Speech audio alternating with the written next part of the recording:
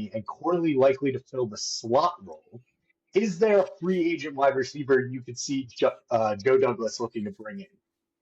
What are your thoughts here, Paul? Yeah, so first of all, on OBJ, I wanted nothing to do with OBJ. And like, I am so anti OBJ that I was happy that he signed with a division rival. Like, I'm like glad that he's close, right? Because I think he stinks. And I think he has kind of been overrated most of his career. The catch in New York was incredible. It was a wonderful catch. Coming out of LSU, he looked awesome. I wanted to draft him that year. I genuinely did. But I think big picture, his career has not been very good. He's played for a bunch of teams now. He's hurt a lot, and he contributed a little bit to the Rams in that Super Bowl year. But like, I just don't think that he's bringing much to an offense anymore. And so I was actually kind of excited that he signed with Miami, and I love the Corley pick. And like we talked about last week, all the initial media appearances by Corley have been like so good. And it seems like him and Rodgers are really on the same page and they're on board with it. So to turn the question to like, will we still look for another wide receiver and who potentially would that be? I mean, you're dealing with like the late stage free agent crop now, right? So like, I wouldn't necessarily expect anything imminently. It almost seems more like they get a look at the group once they're in camp, and then they kind of figure out if there's anything they need to add. And when you look at some of the names out there and you compare it with what we kind of know about Joe D and what he likes, they tend to go after kind of like the physical trait guys. And they like bet on upside a little bit and things like that. So like just looking at some of the names like Hunter Renfrow, I know there's been a lot of like talk about him the last couple of years. Like, he essentially had one good year in Vegas. Not sure that he really fits. Allen Robinson is cooked. That's over with.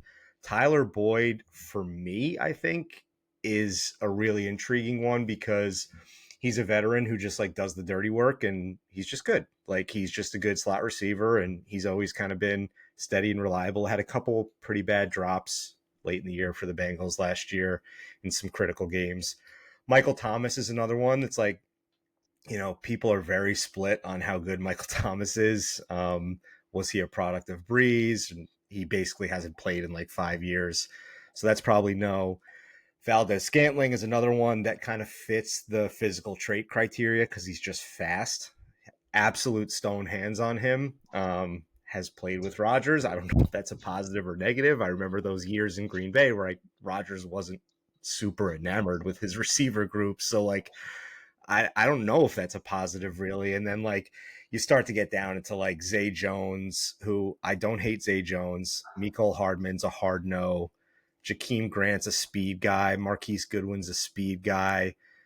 And then like the name at the bottom here is Randall Cobb. And like it might come back to Randall Cobb, right? Just being around again as a veteran presence to kind of maybe help Corley out in the slot. Some people made some comparisons to Corley and Cobb, like potentially like prime Cobb is what you could get out of Corley. So maybe that's a guy that they just bring back to mentor. And like the receiver room's getting a little crowded at this point. So like, it's not like you can go after multiple of these guys. It's probably just one of them. And so I would say it probably comes down to either like a physical trait guy, like a Valdez Scantling, or you want to go after a veteran who can help out the room like Randall Cobb. And so I wouldn't necessarily expect anything short-term imminently, but maybe they just kind of see where the dominoes fall once camp starts. And, another guy that we kind of have stopped talking about is Corey Davis. I know when he announced he was coming out of retirement, we were all pretty excited about it. But over the course of the 2 or 3 weeks right after that, it became clear that potentially he doesn't want to be in New York and maybe he wants to be closer to family or whatever the case is. So to sum it all up, like, I don't think I'm really expecting anything. And my gut feeling is that at the end of the day, it comes back to Randall Cobb's on this team again. So as you were talking, I immediately went to go Google. I was like, did Corey Davis sign somewhere? And I forgot because him being out there is like an X factor where I could see him filling this void of, you're right. It's slim picking free agents, that weren't, that obviously had to wait until teams missed out on players in the draft to try and fill holes. it might not be an imminent thing, but given that the only additions so far prior to the draft, so the only additions I would say are a rookie and a guy coming off of ACL surgery. I could see a world where Joe Douglas is like, hey, we need one more body. The reason it gets hard is, like you said, there's a lot of contracts stuff going on. I've seen on the Twitter sphere, I forget who put this out there, that someone, their hot take was one of Brownlee or Gibson wouldn't be on the roster. I would not be surprised by that being the take. Um, but that kind of brings me into the second question we got here from JP Waxer, um, which is Lazard guaranteed a roster spot due to his contract, parentheses, and Rodgers? If so, doesn't that automatically limit the number of receivers that they can keep unless they're all on special teams? I think even if you have a guy that's, who can be a special teamer, uh, it's especially with the way the kickoff rules are changing too, like the gunner role is going to be drastically impacted. So I do think Lazard is guaranteed a spot. Um, Although I think it's legitimately just for this next year, and then he'll be gone as fast as possible. But I do think the way that the kickoff rules have changed and the fact that they've got to keep some of these guys on this roster, you could see a surprise cut in one of the two guys that were such like a positive hard knocks story last year. What do you think about that, Paul? Yeah, well, I mean, looking at like the players that are under contract at wide receiver right now, there are 11, right? And presumably they're going to keep 7. I don't really see 8. So if you're looking at the top 8, it's Wilson, Williams, Corley, Gibson, Lazard, Brownlee, Malik Taylor, Irvin Charles. Those are the top 8.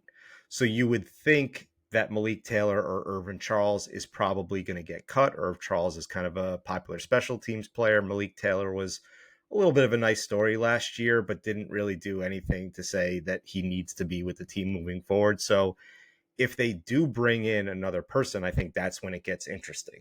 Like, because right now you have those two guys, Malik Taylor and Irvin Charles, that are on the edge that like you can make a case that one of them stays and one of them goes, and then you have your group of 7 and everything's all set. And you're not going to cut Lazard just to cut Lazard, right? Although I think fans might appreciate getting that pound of flesh and like seeing a guy that was pretty much universally disliked last year go. And to answer the question a little bit more directly, like, is he safe because of Aaron Rodgers? Like, I don't think so. I think, is he probably safer than the average Bear who performed the way that he did last year? Maybe. Like, maybe there's like a little bit of an uptick because of the Rodgers protection. But like, I remember even in Green Bay, man, he was dropping the ball all the time. And again, that was at that time when Aaron Rodgers was like not super thrilled with his wide receiver group. And I think that was part of the reason that we all thought he wanted to leave Green Bay. And it's interesting, he leaves, and then a bunch of those young guys like really came on last year. And we probably got the worst one of the group. Valdez-Scantling, I think, stinks also. But, you know, so I think like maybe there's something to that relationship. Contract wise, does it hurt to like just cut 11 million and dead? Like, yeah, but also like the way he was getting talked about by the coaches last year was not good, man. That period he got benched, and Saleh was like, well, essentially we have him for another year and a half, like kind of not acknowledging that it's a 4-year contract with an obvious out after 2. Like, they weren't even acknowledging the possibility that he stays through the length of the contract. It was just like, yeah, he's gone next year. So when the mind frame of the coaching staff is at that point, like, it's almost like, well, what's another year and 11 million if you really don't like the guy that much, contingent upon I can find somebody in free agency who I think can contribute more than he can. And so I think, in my gut, I think that there's a way that you can deploy him as a blocker, to support some of the other weapons that they have. And also just as kind of like, if the worst happens with Mike Williams and he is going to miss a few games, then you do have somebody who at least has experience lining up on the outside. So my gut says that he sticks around.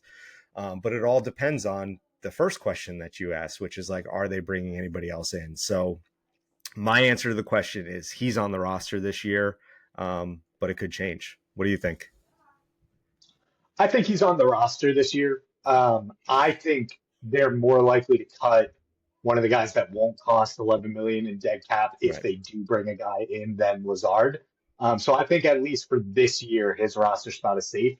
Probably I think it's a mix of both the contract is so bad and it would be like a hit to the quarterback to get rid of him. I think if if it was just one or the other, they might be able to stomach it. But the fact that it's both, I think, makes his position safe at least for this year.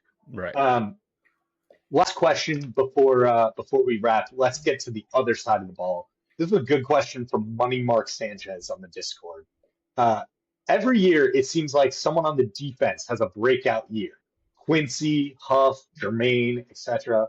Who is one guy you'd point to, new addition or returner, that is primed to have that breakout Pro Bowl year on defense? I'll let you go first.